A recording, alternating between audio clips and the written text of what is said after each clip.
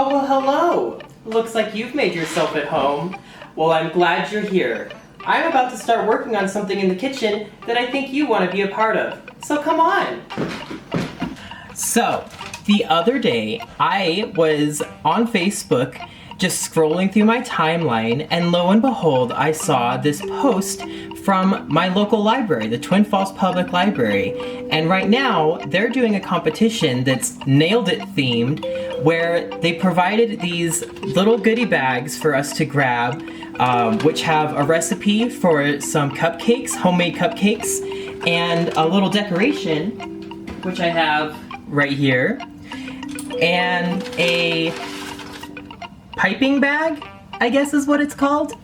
And the objective is to make your own culinary creation and use those supplies, and then submit your submission to the contest and see if you might win. So I decided to give it a shot because it sounded really fun. But the only rules is that you have to use the piping bag and the decoration. So since I'm not really, as you've seen before, what you would call a culinary expert, I'm going to do something a little bit different. So as I said earlier, I'm not what you would call a culinary expert, but that's okay, because I am fortunate to have a family recipe passed down through generations that's going to make nailing this project a snap. I'm gonna make a cake using only 3 ingredients. And here's the list. Ingredient number 1, a box of cake mix. This one is a Pillsbury strawberry flavor, which I've never used before, but I think it's going to be perfect for this Valentine's Day themed project. Ingredient number 2, some soda. I went with some cream soda because the cream with the strawberry is going to make like a strawberry creamsicle flavor for our cake. And then ingredient 3, no cake would be complete without frosting, and I have a recipe all the way from Ireland, passed down to me from my Uncle Fred Meyer, and it's right here. It comes already in a little jar, which is just perfect. And that's all we're gonna need. And of course, a little bit of wine on the side, because how else would you cook? Yeah, won't be needing this. Now we're gonna be moving through these steps really quickly, so just do your best to keep up. The first thing we're gonna wanna do is set our oven to 350 degrees Fahrenheit, okay? Okay, perfect. After that, we're gonna coat the bottom of a pan with no stick cooking spray or shortening and a flour dusting. So I mean, I guess there might be a little bit more ingredients than I said originally, but anyways, we're just gonna take care of that real quick. To get started, we're gonna get our bowl, and this is where things get really technical, so stay with me. We're gonna take our cake mix, and we're just gonna put it right in the bowl, and then we're gonna take our soda, and we're also gonna put that right in the bowl. The whole kit and caboodle, just like that. And then we're gonna mix. So now we can begin mixing. We're just gonna stir that all together here. Make sure all of the dust becomes wet. We gotta wet our dusts. It is a little bit frothy because it's soda, but other than that, this is just like your average homemade from scratch cake mix. All right, let's take a look.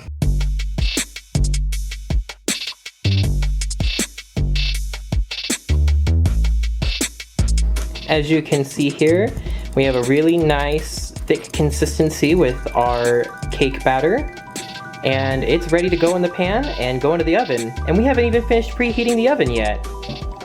All right, and so we're just gonna put this baby batter right here in the pan. Look how beautiful and pink that is. It's just like McDonald's chicken nuggets before they're cooked to beautiful, crispy perfection. There we go. Beautiful. Now, I know what you're thinking. Since there's no eggs in this recipe, does that mean that it's completely safe to just lick the bowl? Well, the answer to that, unfortunately, is no. The problem is when people tell you that you're gonna get salmonella or some other kind of foodborne illness from eating raw cake batter or cookie dough, a lot of times the risk isn't actually from the eggs, it's from the flour. Because flour, even though it's a dry ingredient, can harbor foodborne illnesses, and until it's baked, those bacteria can remain very dangerous. So even though there's no eggs, try not to eat the batter.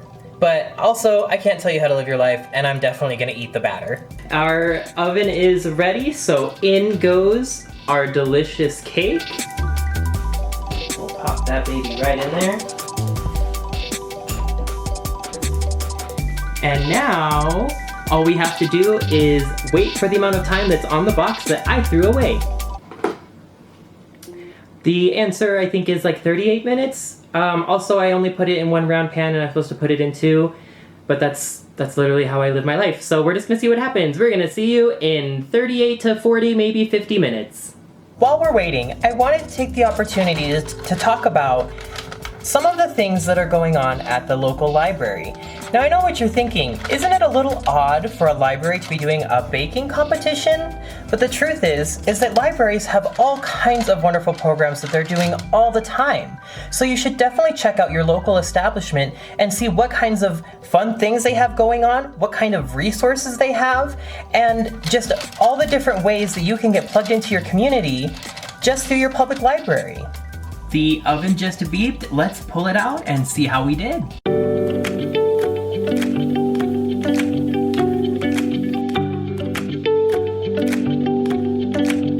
Well, as you can see here, it looks like our cake turned out pretty good. It did sink a little bit, but it looks like it's cooked all the way through. And honestly, I'm really pleased with how it turned out. Okay, we're on the home stretch now. I'm gonna dump out my cake. Hopefully it comes out. Voila! Look at that. Oh, you have to see it. Let me just bring you over here so you can see. Look at that cake.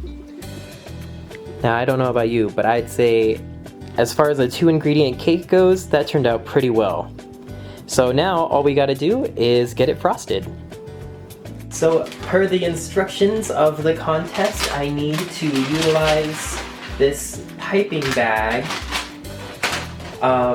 which comes with the little tip and everything to frost the cake. So I'm going to try and get my homemade frosting into the piping bag and pipe away. Bag, okay, I think I know what to do. Like scoop this, just kinda tuck it.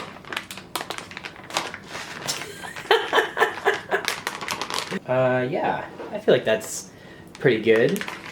Let's go with that and start piping away. So I think given that this contest, or that me making this cake is only possible because of the contest hosted by the Twin Falls Library, I'm gonna dedicate this one to them as best as I can. Oh, that's pretty. It's like kind of like a flower. Oh man, I'm not good at this. Oh, nope, stay there. Yeah, okay. I know what I'm gonna do. So I, and then T. Oh god, there's not gonna be room. Oh jeez. Oh jeez.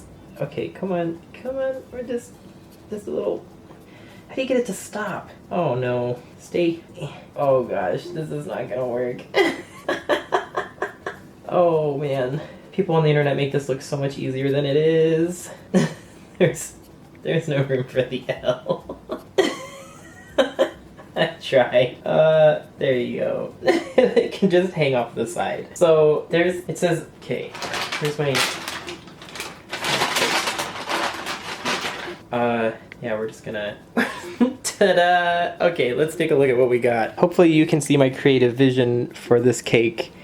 It says, I heart TFPL, which stands for the Twin Falls Public Library. The L kind of came off the side there, but you know, I'd like to think in situations like this that it's the thought that counts. And I put a lot of thought into this. Alright, well, here you have it. my final creation with my 3-ingredient cake made just for you, and all of the wonderful people who work at the Twin Falls Public Library. I certainly have no hope of winning the contest, but I did have a lot of fun participating. So thank you so much for joining me on yet another culinary adventure or misadventure. And be sure to check out your local library and find out what kinds of things you can learn and you can do in your community by joining your local library. This is Ethena signing off. Bye-bye.